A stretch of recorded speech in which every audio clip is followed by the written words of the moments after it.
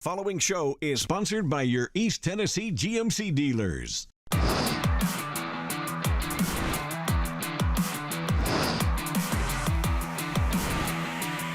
WVLT Sports and VolQuest.com, it's the Extra Point with Rick Russo and Brent Hubbs.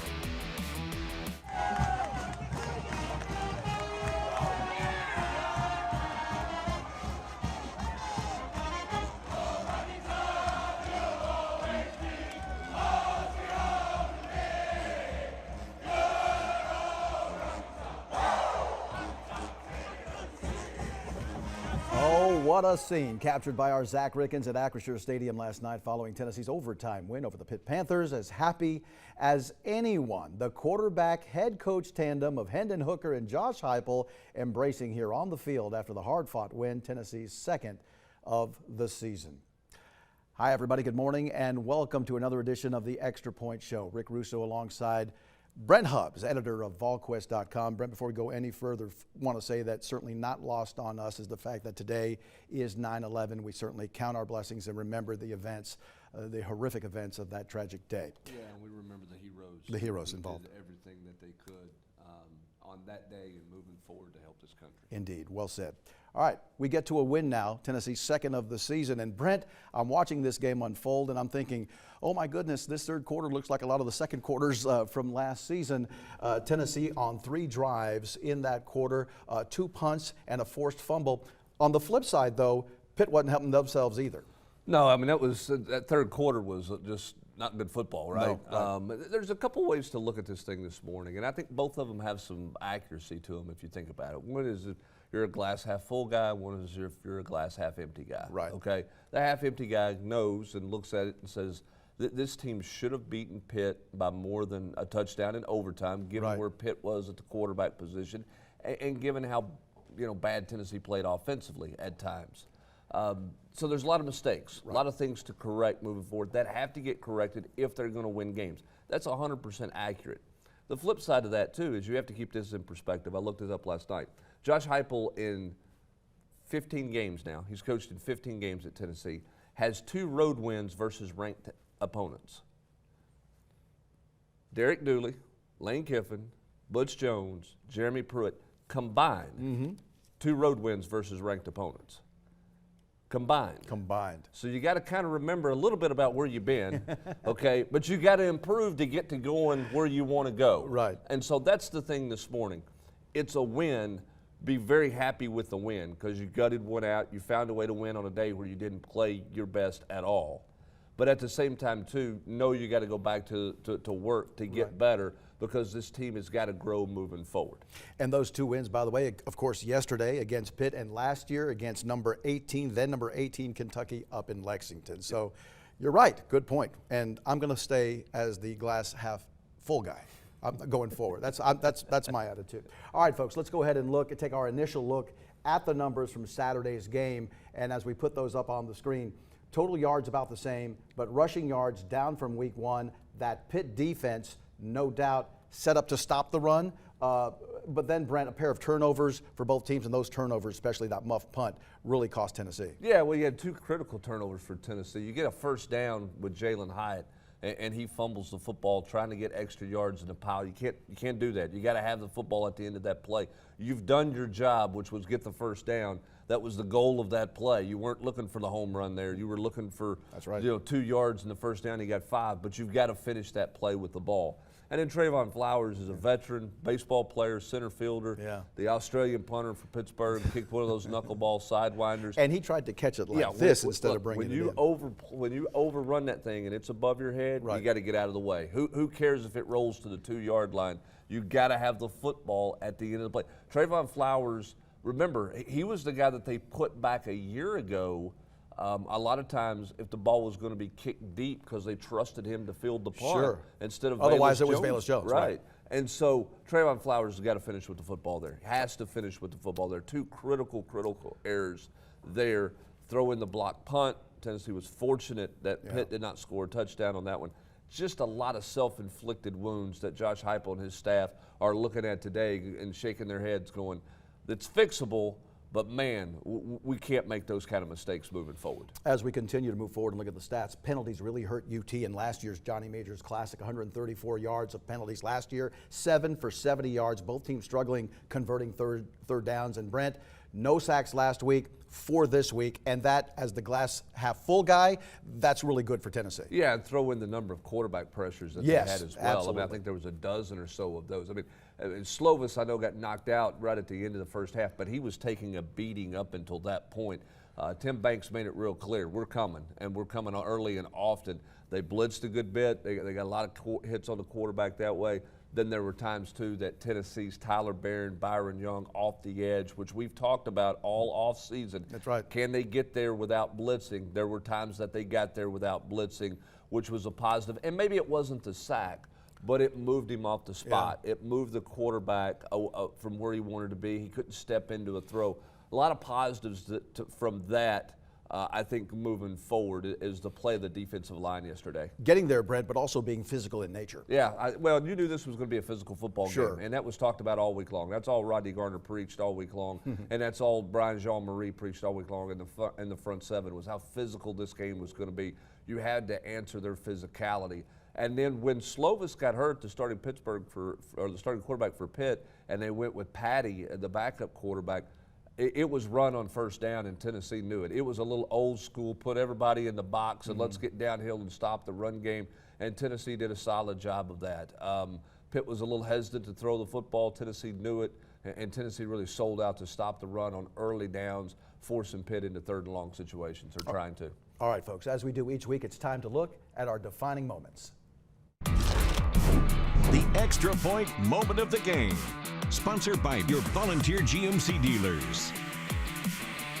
And the first one is the big one, Brent, that eventually got Tennessee the win, and that's the touchdown pass in overtime from Hendon Hooker to Cedric Tillman, who had a heck of a game yesterday. He did, and a great blitz pickup right there by Jerome Carvin. They were bringing 87 on a little stunt there, who had given Tennessee fits all day long. You could see him coming. He kind of tipped his hand a little bit early.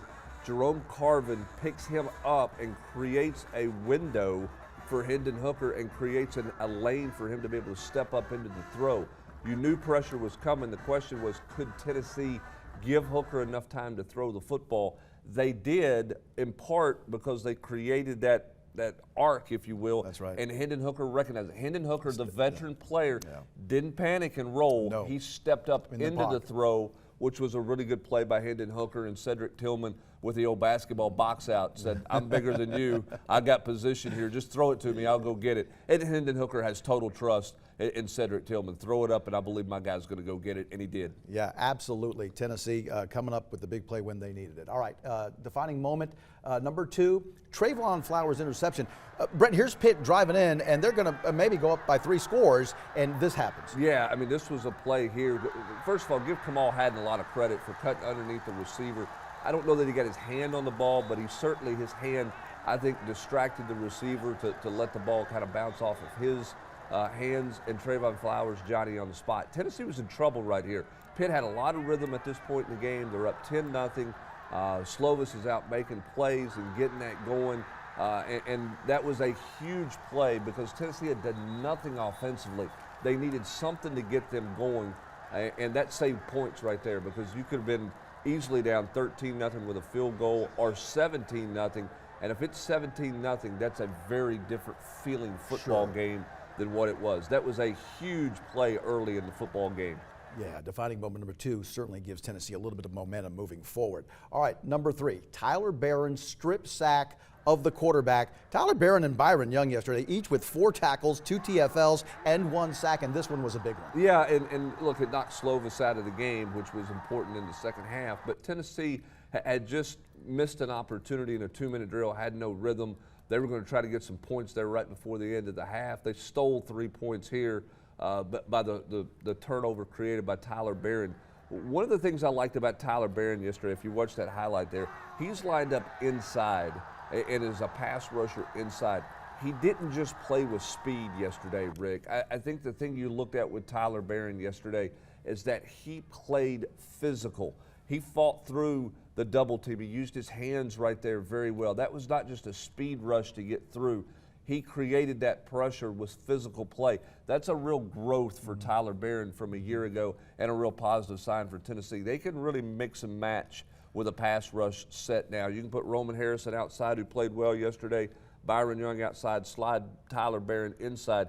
You got a lot of speed on the field there, and if Barron can play physical and hold up in there in those situations, that's big for Rodney Garner's group. I was almost afraid he had gotten a little too physical on that play, slamming Slovis to the ground. I thought they might pull the flag out on that. Well, yeah, but he did not pick him up. He did. You're right. Correct. Correct. You know, he played the technique that Rodney Garner teaches and preaches every day at practice. If you go to practice, they do a turnover circuit to start practice every day on defense, and the strip sack is the big thing. You take your off hand, not the hand that's got the quarterback around the waist or the hand that's making the tackle. If you can rake that other hand across the football, you got to rake it across the football in that drill. Tyler Barron played that drill to perfection there, knocking that ball loose, and Omari Thomas was Johnny on the spot. He was, indeed. Our final defining moment, we just alluded to it earlier, Flowers' muff punt. Here's the deal, a little over 7 minutes to go in the contest. If Tennessee catches this punt, chance to salt the game away, Brent. Absolutely. And at worst case scenario there, Rick, you're going to take 4 minutes off, 3 or 4 minutes off the clock if you can make a first down, flip the field back, and you're going to force Pitt with little timeouts, less time on the clock. You're going to force them with a backup quarterback to try and drive 80 yards. Flowers just misjudged the ball. I mean, there was no sunshine. He didn't lose it in the lights. He didn't lose it in the sky. He just misjudged the flight of that football because you're never in a situation where that ball's supposed to hit you in the helmet and your hands are supposed to be above your shoulders to try to field a punt. He just misjudged the football there. That's just a critical error that you cannot make at that point in the football game. Not a great day for Tennessee on special teams. I thought their coverage units were good. Chase McGrath had an unbelievable 51-yard field goal. It was a great kick. It's huge. But you cannot do this. You cannot have a punt blocked in the game. Those things in Mike Eckler's group has to get cleaned up moving forward. Correct. All right, so Saturday's game had Tennessee fans on pins and needles, no doubt. It was certainly an entertaining game for a national TV audience. Here's what it sounded like on the Vol Network. Pattern to the near sideline. Slovis back to throw. He's going to be rolled down. Ball. It comes loose and it's picked up by Omari Thomas at the Tennessee 11-yard line. Patty back to throw. Steps up. Byron Young's got him and slams him down at the 17-yard line. All right. Snap is down. Kick on the way. McGrath boots it high and long and Good. These two teams in the Johnny Majors Classic have slugged it out, and we've got extra time now. Tennessee in overtime back at its own 28-yard line. Oh my, here comes 87 up the middle. Hooker back to throw, he's got time, looks, fires for the end zone. That pass is going to be caught by Tennessee. Cedric Tillman, touchdown. Tennessee's got 5 defensive backs almost back on the goal line. Yeah, don't go past the goal line. 20, pass over the middle. Mumfield is incomplete. Down at the 2-yard line, and Tennessee has won in overtime at Pittsburgh. Great stuff, and Brent, of course, you're in the booth with Bob and Pat, and Pat was calling it. Here comes 87 up the middle, and again, thank goodness Hendon had the wherewithal to step up in the pocket and throw. Yeah, and Jerome Carvin with the pickup there. Pat sees the game so well. Yeah. I mean, it's fun to have a conversation with him. That's a bit of a challenging booth to call a game from. You're in the end zone down there, but you know, Pat sees the game and knows the game so well from the quarterback's perspective. He sees the whole field, so he can tell you what's coming before it's coming a lot of times, and he did yesterday. So it was obviously a good win for Tennessee and an important win to move them forward. We talked about it all summer long, how big the month of September was for Tennessee. What you want to be, now they got to go beat Akron, which they should handle. You want to be 3-0 with Florida coming to town. That's been kind of the target goal, and Tennessee's put themselves in a position to be there. Should set up potentially for a great home matchup between Tennessee and the Florida Gators, and a chance to set your course really well in the month, coming out of the month of September, heading into October. And the head coach knows it. You could tell by his reaction, the relief after the game, the smile on his face, jumping up and down.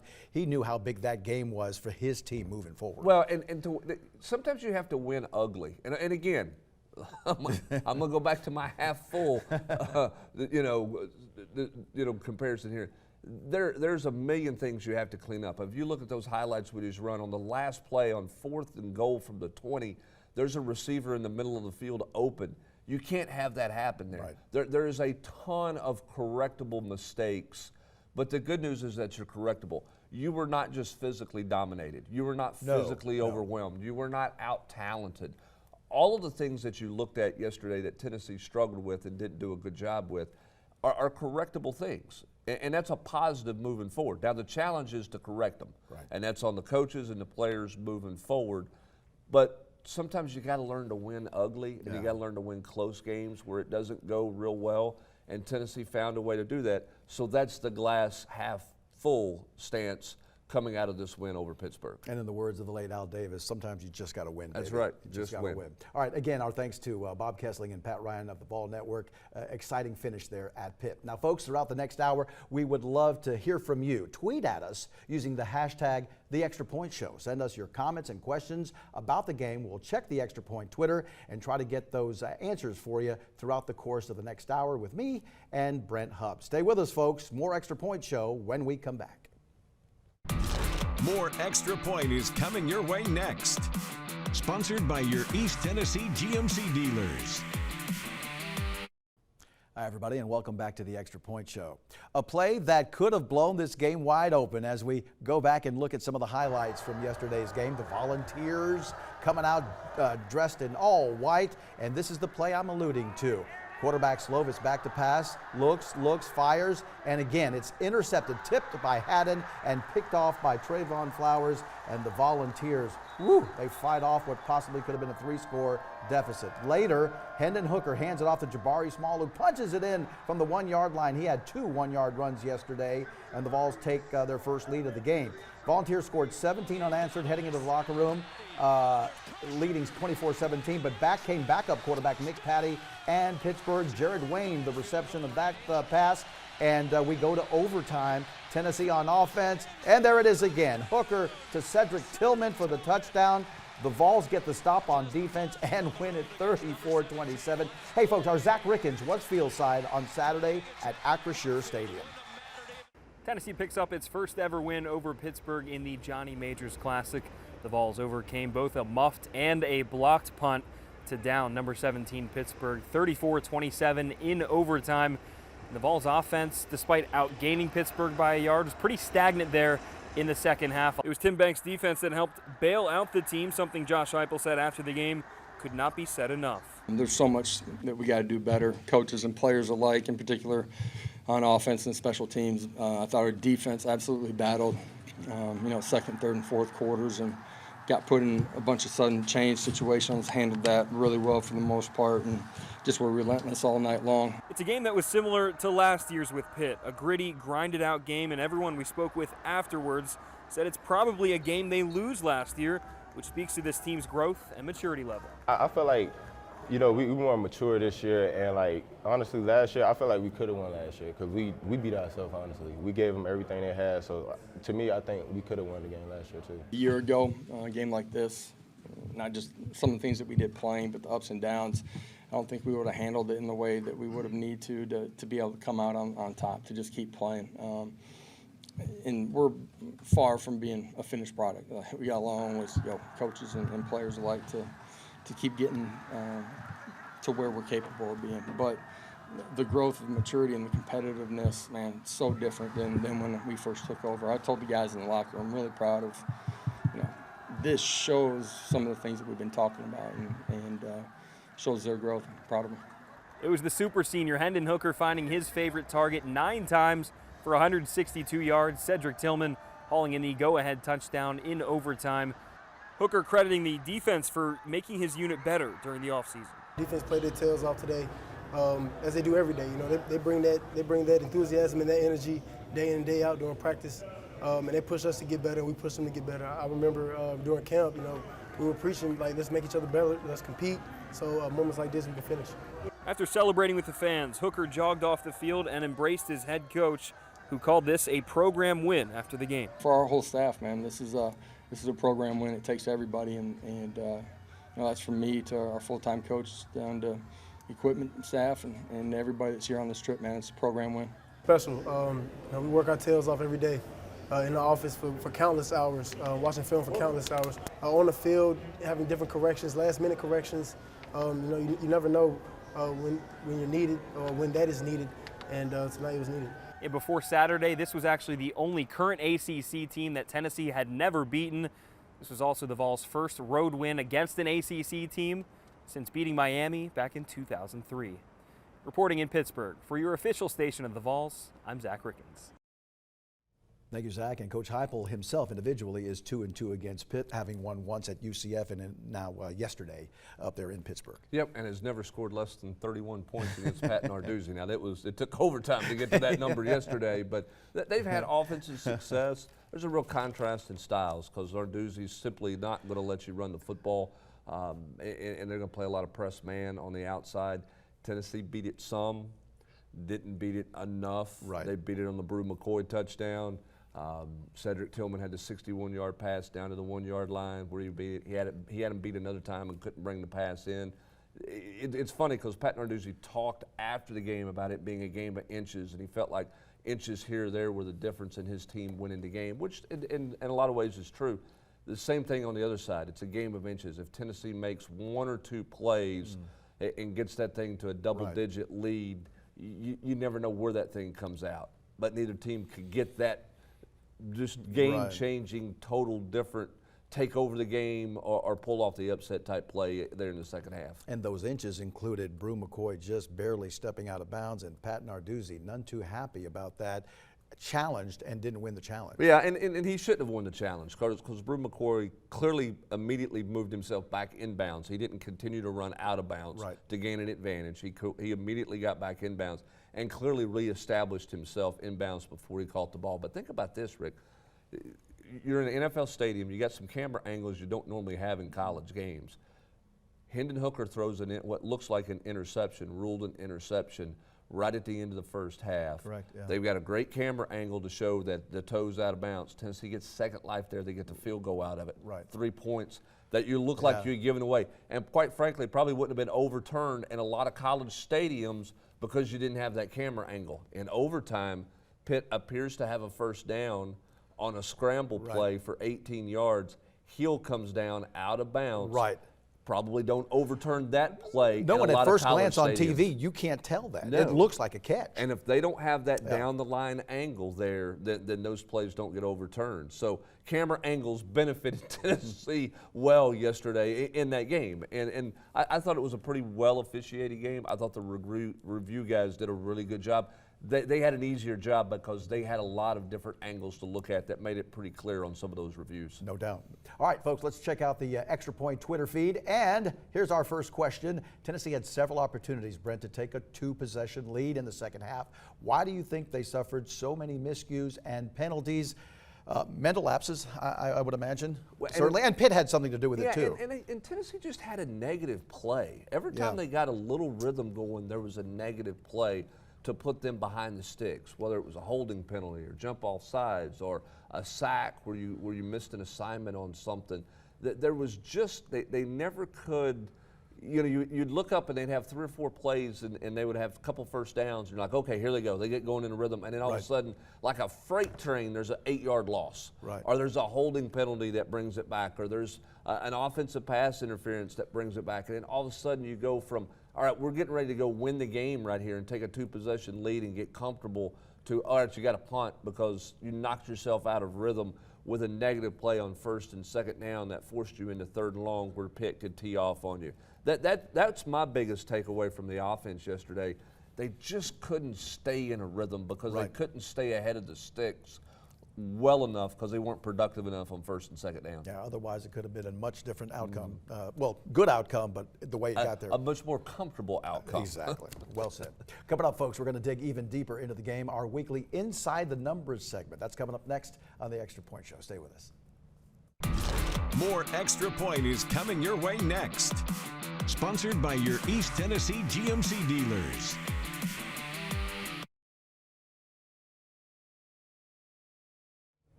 Welcome back, everybody, and glad you're here with us. The Extra Point Show. Rick Russo alongside Brent Hubbs of VolQuest.com. Every week we go inside the numbers. And Brent, You're throwing a triple-digit number here, 9-4-16. What are you talking about? Yeah, this is not a World War I date for those curious out there. This number was a 0 last week. Right. Okay, we talked about the fact that Tennessee's defensive line and defensive front did not get to the quarterback. Their front seven, they did not get there at all with a sack. Here's what Tennessee got done in their front seven yesterday: 9, 14, and 16. That's the number of tackles for losses, 9, sacks is 4, and 16 quarterback hurries by Tennessee yesterday. Tim Bakes said, we're coming, and we're coming hard, and we're coming fast, and we're going to play physical. We may bring linebackers, we may bring a corner blitz, a safety blitz, a nickel blitz, and we believe our defensive ends could get there. Byron Young got there. Tyler Barron got there as well. They knocked the quarterback around a lot yesterday, and then obviously sold out in the run when you look at the number of tackles for loss beyond the sacks as well. Really aggressive play by Tennessee's defensive front seven yesterday. All right. Our next inside the number is the number 19. Has to do with Tennessee running the football or their not the ability not to run the football. Well, Pitt's going to squish the box. Yeah. They're going to load it up and tell you we're not going to run the football. They do make a concerted effort. That's their whole mainstay. You're not going to run it. But a week ago they gave up 190 yards at West Virginia. And Tennessee, this offense is in a much better rhythm when they could run the football. That's what Josh Heupel likes to do. He wants to be balanced, and they were not balanced yesterday with just those 19 runs, Rick. They have got to run the football more effectively moving forward, and they've got to trust the running backs a little bit more. They got to call more runs than what they called yesterday with their running backs moving forward, in my opinion. All right. Our next number is 4, and not a very good one when you think about Brew McCoy. Well, it's good because he had 58 yards. Well, they threw it to him 4 times. He you want to see it. You want to see it happen more often. But 4 is not enough. Right. Okay, he had 4 receptions for 58 yards and a touchdown. He caught every target that was thrown his way. I thought he had a matchup he could win against a smaller corner much of the day because Pitt took their best corner, Rick, and put him on Cedric Tillman all over the field, which gave Brew McCoy a chance. And I think they got to call more things and force the ball to Brew McCoy a little bit more. Remember a year ago, coming out of the Florida game, Rick, they made a conscious effort. We're going to force the ball to Cedric Tillman and Velus Jones. And Tennessee's offense took off. I think Tennessee's got to look at, we got to force the ball more to Brew McCoy because he's a good enough weapon for us out there opposite of Cedric Tillman. I don't want to take away from Tillman's touches, but I think you got some matchups you can win with Brew McCoy. I think Brew McCoy is playing well enough to get more than 4 touches, but he maximized his 4 touches yesterday. He beasted that corner for a first down, flat run over him out there for a first down on a really good play, and then obviously made the touchdown catch. It's our first look at Brew, but he does look like a special player. Yeah, he's got all the talent in the world. I think he fits in well in this offense. Yeah. It's only a second game. There's probably some growth going on in there, to continue to develop. They got to accelerate that development here and get him ready for conference play. Our next and final number has to do with Tennessee's efficiency on offense. Yeah, this goes back to first down. Yeah, this goes back to what we were talking about in the last segment on the Twitter question about Tennessee's inability to get that double-digit lead when they had multiple times. Here's why. Nearly half of the first down plays, 44% of the first down plays, went for 2 yards or less. You're getting behind the sticks. You're playing 2nd 8. That puts you in 3rd and long. It puts you in a tough play calling situation. Tennessee needed to be more efficient on first down yesterday, Rick, to stay ahead of the sticks. It's something Josh Heupel talked about all week long. They didn't. As a result, they found themselves in 3rd and long, which allowed Pitt to tee off with their exotic blitz packages and all the crazy things that they wanted to do. Got to be better on first down moving forward offensively to get in that rhythm that you're looking for. And as a result, Tennessee was like 6 for 16 on 3rd down. Yep, they were. But because most of them were 3rd and long, right. And they're in 3rd and long because they had a negative play either on 1st or 2nd down. A lot of it on first down, 44%, put them in a bad way from a play calling standpoint, put them in a difficult way from an execution standpoint because you're fighting an uphill battle behind the sticks. Well, good stuff, and that's this week's look inside the numbers. Stay with us, folks. When we come back, ESPN senior writer and WVLT contributor Chris Lowe will get his thoughts on Tennessee's start to this season, 2-0 so far. We're coming back on the Extra Point. More Extra Point is coming your way next. Sponsored by your East Tennessee GMC dealers.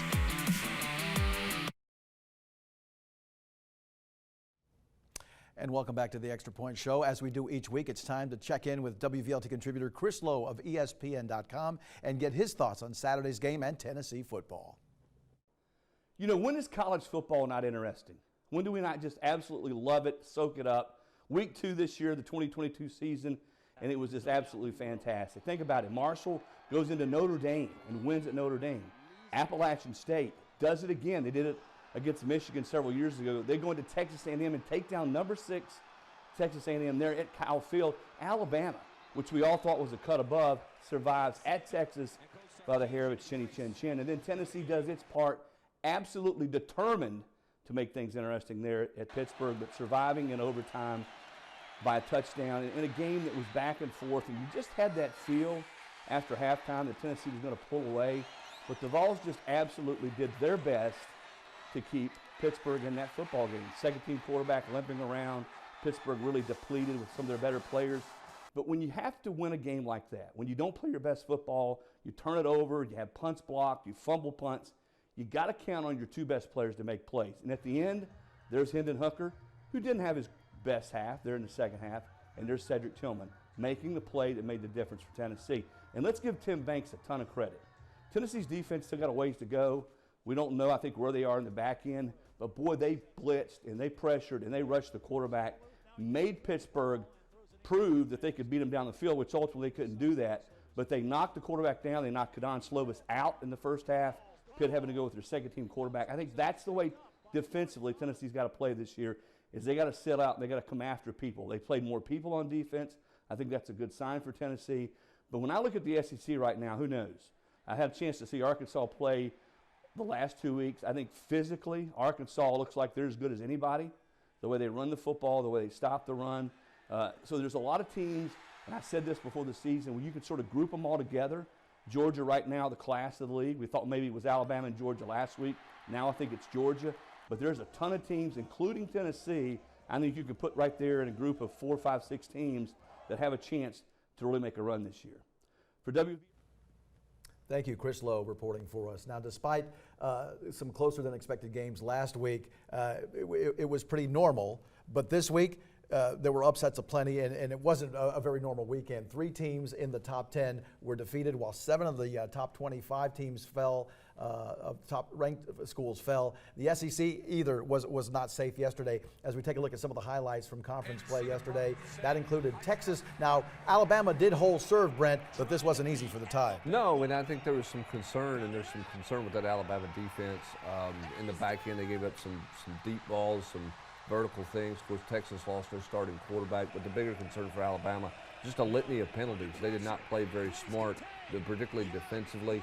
Now they got the best quarterback in the country, Bryce Young, and he methodically carved them up going down the field. Didn't even need a timeout in the last minute to put them in a position to win with the field goal. But there's certainly plenty of things to work on in Tuscaloosa.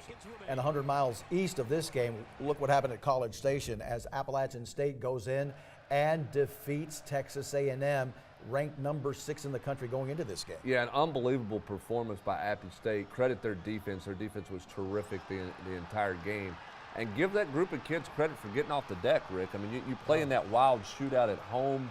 You had everybody there. It was, we got a Power 5. And we've got to remember, they scored 61 points right against North Carolina. Yeah, they scored 42 in the fourth quarter and couldn't win it. You figure they're pretty deflated. You're going on the road. That's going to be tough. They go on the road. They get a $1.5 million paycheck for playing at Kyle Field and leave with a win. So rough day for Jimbo Fisher and company.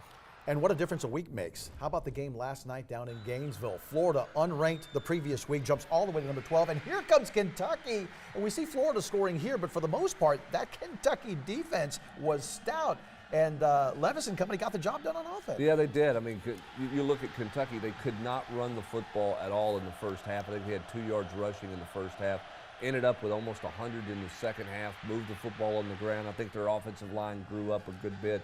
Here's the thing, Kentucky did a really good job of disguising some stuff in the back end for Anthony Richardson. Confused him. A week ago, everybody had Richardson winning the Heisman Trophy, That's right. He's the most dynamic player in college football. My, how quickly things change in this sport. They did a really good job of not letting him get comfortable running around with his legs, forced him to stay in the pocket and throw. He had a hard time beating Florida or beating Kentucky, and he couldn't do it throwing the football last night. So what you're saying is Tennessee fans are feeling a little bit better about that game here in Knoxville. I tell you what you should feel like. If you're 2-0 and you won, you should wake up this morning and go, whew, it's good to be 2-0, because it's hard to win in college football. And so when you find a way to win in overtime, as ugly as it may be at times, this, that, and the other, you do not take anything away from a victory. You gladly soak in that win for 24 hours and then you go back to work. Real quick, Brent. Marshall over Notre Dame, App State we saw, Washington State over Wisconsin, Georgia Southern at Nebraska. Nebraska may not be that good. Scott Frost in a lot of trouble there. But is this the reality of college football now because of recruiting and transfer portal and everything? This kind of thing might be happening more often? Well, throwing Baylor loses on the road last night at BYU as well. Now, that was two ranked teams, but Baylor's a top 10 team. I think a couple of things, Rick. Parity is what I'm talking about. Parity because of the transfer portal. Here's the other thing, too. It is really, really hard to get 18 to 22-year-olds to be at their peak best every single week. It's the credit. Yeah. It's what's the most impressive thing about what Kirby Smart's doing right now. Now, he's only done it for a little over a year. But it's what's made Nick Saban the gold standard is the fact that they haven't slipped and they haven't dropped.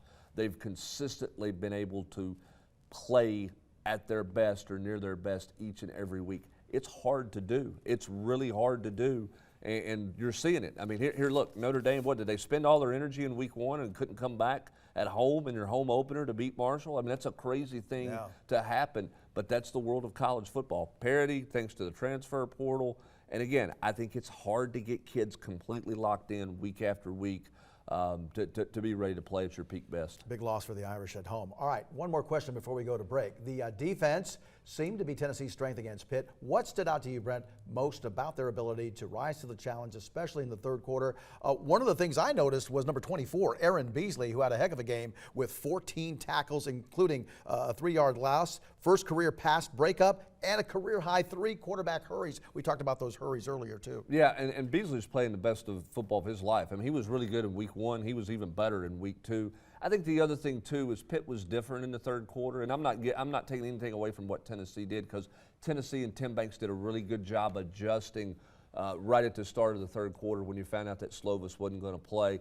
Pitt's a little bit conservative. I think Tennessee creeped a little closer and closer to stopping the run. Okay, let's try to make it and put it on the quarterback's shoulders.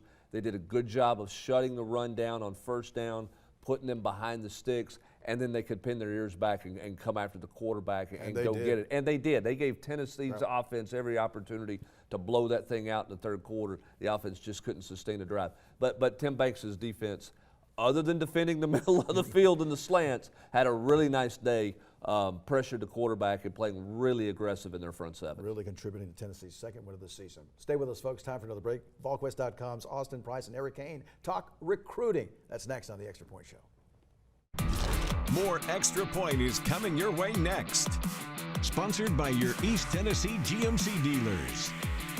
Eric and Austin, thank you so much. Good stuff again from up there in Pittsburgh. All right, back to the Twitter feed, and our question is, Tennessee's offense started cold against Pitt, then it scored 17 unanswered points to close out the first half. What led to the Tennessee offense resurging like that and its receivers to start winning those one-on-one matchups that you were alluding to earlier? Well, I think they took some chances, first of all. I mean, I think they threw the ball down the field and got it going that way. I think Hendon Hooker settled down. I don't think it was a great, I know it was, and it was not a good start for Hendon Hooker. He was high with a couple of balls. I think pressure bothered him a little bit early. They did not get in a rhythm right out of the gate, but they woke up after that Trayvon Flowers interception.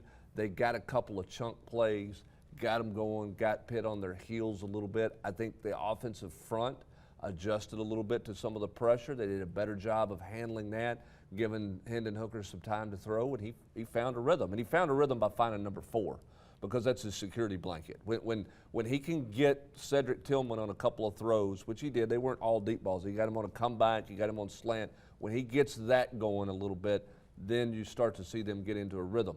It was unusual because Tennessee was in such a rhythm every year, every game last year in the first quarter. This was kind of reversed. They found that rhythm in the second quarter against Pitt for the 17 unanswered. And boy, did they need it. Stay with us, folks. When we come back, your player of the game, and I think you were kind of teasing. I'm sorry. Who was Did I give that away? I gave it away. We're coming right back. Stay with us. More Extra Point is coming your way next.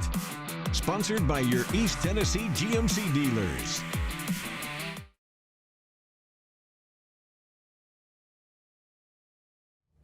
Cedric Tillman led all receivers with 6 catches and 68 yards in the first season opening win over Ball State. Boy, did he explode yesterday against Pitt.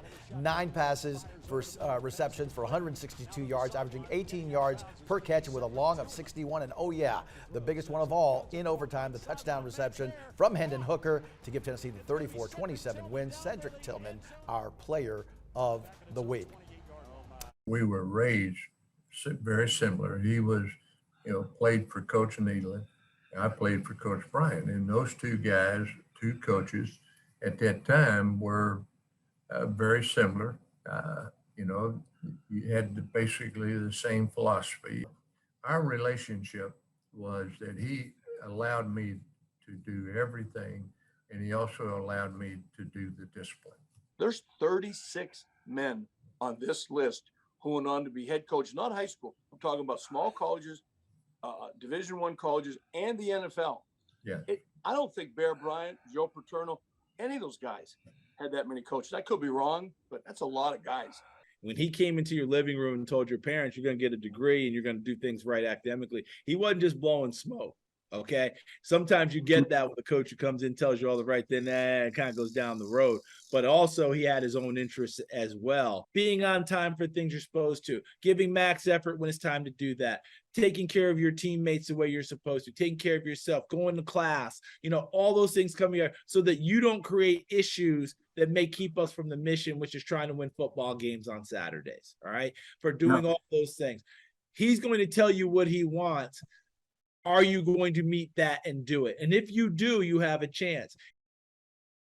All 3 of those guys, Jackie Sherrill, the great coach, Carmen Tagano, the administrator from UT for years, VFL Charles Davis, remembering Johnny Majors as we went into the Johnny Majors Classic Part 2. And that's on your new podcast, Brent, Beyond the Tee. Yeah, it was fun to do this week to remember Coach Majors in a variety of different ways. He was honored very well by Pitt yesterday. It was a big deal. They unveiled a bust of him. It was Johnny Majors Day in the city of Pittsburgh. Coach Majors is revered there just like he's revered in the state of Tennessee as a former player, former coach. Great to see him being honored, and great to see Tennessee get a win in a game that he was honored as well. Tennessee did return the favor after losing the previous year. Stay with us, folks. We're going to wrap things up with a look at next week's opponent, the Akron Zips. We're coming right back. More Extra Point is coming your way next. Sponsored by your East Tennessee GMC dealers. Coming in next week, the Akron Zips. They were manhandled yesterday by number 14 Michigan State, 52-0. State with 6 rushing touchdowns. The big news out of this game, their starting quarterback DJ Irons knocked out of the game with a lower body injury, so Tennessee's not sure if they're going to get their starting QB next week. Yeah, this is about Tennessee getting themselves better. No offense to the Akron Zips. This is about Tennessee.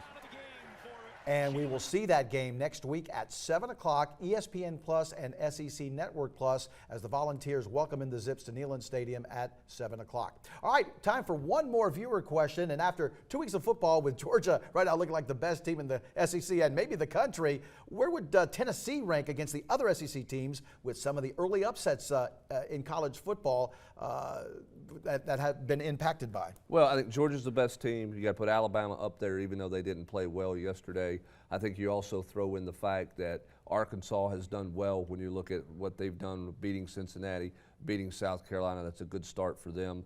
Kentucky, big strides from week 1 to week 2. They're in there. I think Tennessee's kind of in that hodgepodge behind Alabama and Georgia right now, and we'll see how it shakes out. That's the beauty of this league. It just means more, and it just is harder and harder to figure out. Right. Georgia's the class.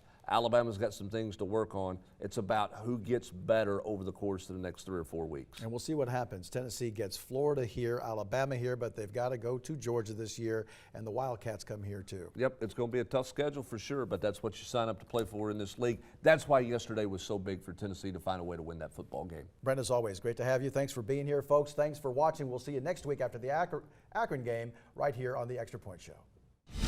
Thanks for watching the Extra Point. Sponsored by your East Tennessee GMC dealers.